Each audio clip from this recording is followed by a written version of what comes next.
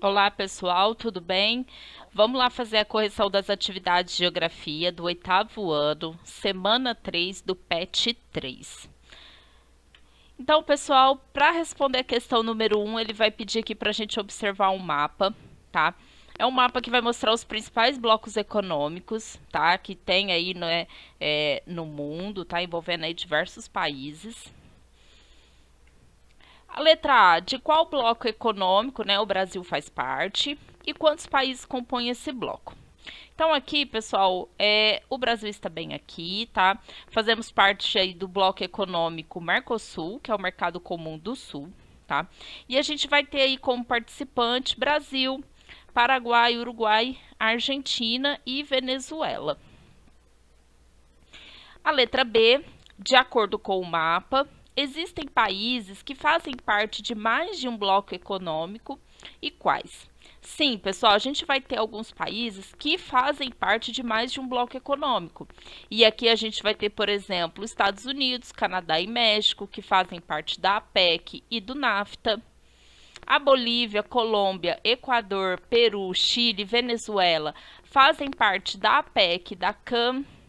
A Rússia faz parte da APEC, do SCO e do SEI. E além disso, a gente pode citar também o Cazaquistão, o Quirguistão, Tajiquistão, Uzbequistão, China e Rússia, que integram o SCO e a APEC. Tá? A gente até pode ver aqui no mapa, pessoal, tá? Que a gente vai ver, por exemplo, que Estados Unidos, então ele vai fazer parte da APEC, que é esse pontinho preto, e também da NAFTA, que está representada aqui pela cor laranja, certo? Então a gente vê aí, né, que a gente tem diversos países que fazem parte aí de mais de um bloco econômico. Para fazer a 2, ele vai pedir aqui para a gente observar um outro mapa, que é um mapa da regionalização do mundo em norte e sul, tá? Os países do norte, países do sul. Aqui, pessoal, a gente pode ver que a linha que divide, ela não vai ser a linha do Equador, tá? Porque a linha do Equador ela vai passar bem aqui, né? Mais embaixo, vamos dizer, né? Então, a letra A maioria dos países faz parte do bloco norte ou do bloco sul. Podemos ver aqui, pessoal, que a maioria dos países faz parte do bloco sul, tá? Principalmente, olha aqui, porque o continente africano ele tem uma grande quantidade de países, tá? Aqui também na América do Sul a gente vai ter, né, uma quantidade de países também considerável, né? A Ásia, né? Então, fazendo com que a maior parte dos países do mundo eles compõem aí, fazem parte do bloco sul. B, como o Brasil está classificado nessa regionalização. E se comparar com o mapa geopolítico mundial, onde a divisão é através da linha do Equador, a classificação do Brasil se altera? Justifique. Tá? Então aqui a gente pode ver que o Brasil está classificado como um país do sul, tá? Como um país aí a gente fala emergente, né? Porque a economia do Brasil vem crescendo ano após ano. E comparando com o mapa geopolítico mundial, através da linha do Equador, então a classificação do Brasil ela não se altera, porque a gente vai ter aí, né, 93% do território brasileiro localizado no hemisfério sul, né? Quer dizer, abaixo da linha do Equador. A número 3, explique por que até a Segunda Guerra Mundial não se falava em dois mundos, o desenvolvido e o subdesenvolvido, tá?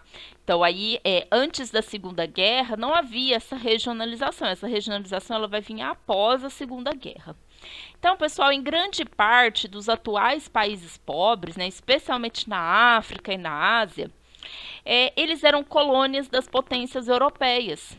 E essas potências europeias, elas diziam estar civilizando ou modernizando, né, essas colônias, esses países. Logicamente, eles não admitiam o termo, né, o uso do termo subdesenvolvido, né, porque, por exemplo, se a sua colônia é dita como subdesenvolvido, fica aí, vamos dizer, com um tom meio pejorativo, né, diminuindo, vamos dizer assim, e evidenciando que essa metrópole está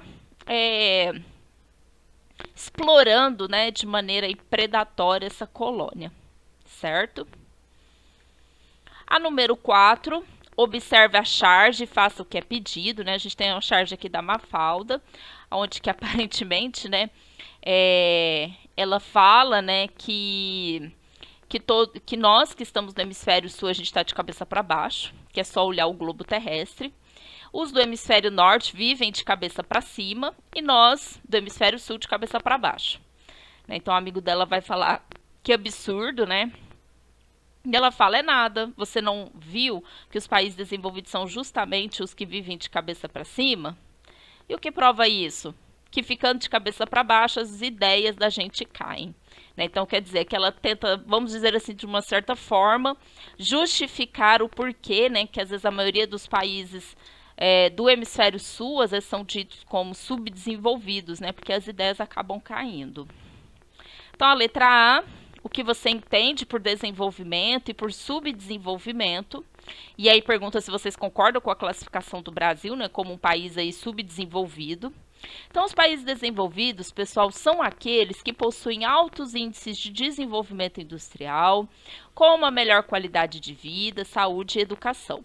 Tá? Eles vão ter um PIB elevado, IDH elevado. Os países subdesenvolvidos possuem pouco ou nenhuma industrialização, né? Alguns até têm alguma industrialização, mas ainda é tardia, né? A gente não tem essa indústria tão desenvolvida. Sua economia é basicamente agrária, possuem baixa expectativa de vida e índices ruins de saúde e educação. Então, os países subdesenvolvidos, eles vão ter o quê? IDH mais baixo, que é o Índice de Desenvolvimento Humano, PIB também mais baixo. A melhor classificação para o Brasil, né, eu acho que assim, não seria nem falar que ele é um país subdesenvolvido, né, seria de país em desenvolvimento.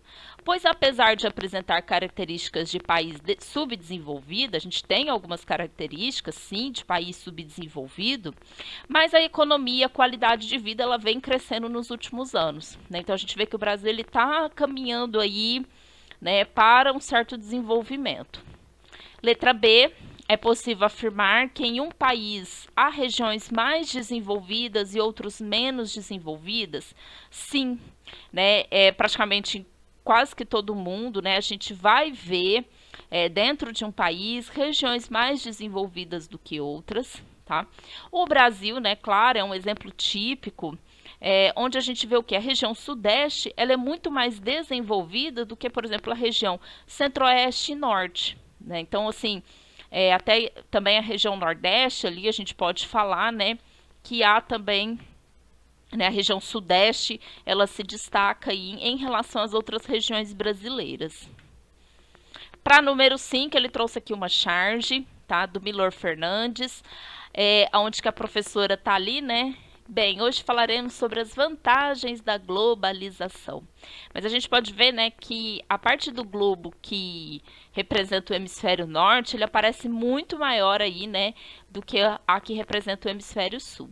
Né? Então, será que realmente essa globalização é tão boa assim, né? Então, a ilustração do Milor ela é uma crítica à ordem global atual. E aí eles vão pedir, então, para vocês fazerem um comentário acerca da charge, com os pontos positivos e os negativos da globalização. Se a gente for pesquisar bastante a fundo, a gente vai encontrar diversos pontos positivos e negativos, tá?